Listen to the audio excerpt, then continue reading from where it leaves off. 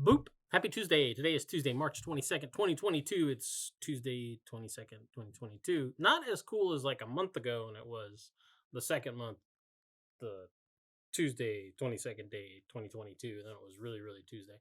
But anyway, today's daily Bible readings come to us from Psalm 39, Ezekiel 17, 1 through 10, and Romans 2, 12 through 16. I'm going to take a look at Ezekiel 17, 1 through 10, and talk about coming up on eagle's wings, but not like the kind of eagle's wings that you're probably thinking of.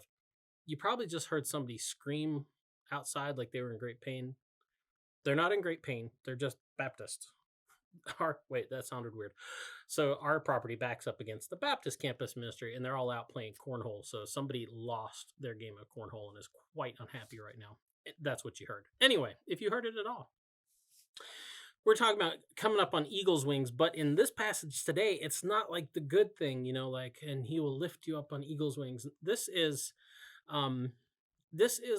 God saying to the people, riddle me this.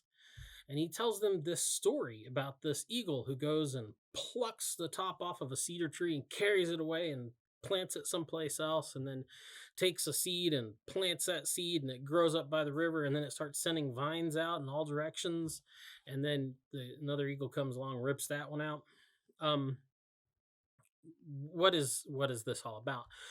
This is one of these times in the DBRs, in the daily Bible readings, where part of the problem with them, you realize, is that they are kind of out of context. Sometimes it's not so much of an issue, like with Psalms, things like that. But in a text like this, what's really helpful if you read something like this is you read Ezekiel 17, 1 through 10, and it doesn't make any sense. First of all, go read the previous chapter before, and then read past it. And then it makes a lot of sense, because the neat thing is, like verses 11 and following, God tells the people exactly what the riddle is, because what he's talking about is talking about at the end of really the kingdom of Judea, where the king of Babylon comes in and just jerks the king out of his throne and hauls him off into captivity, and then plants one of his, one of the other princes in his place as the king. Now, what the vines and stuff, well, it goes on to tell us that the king of Babylon made a deal with this vassal king that he set up on the throne of Judea.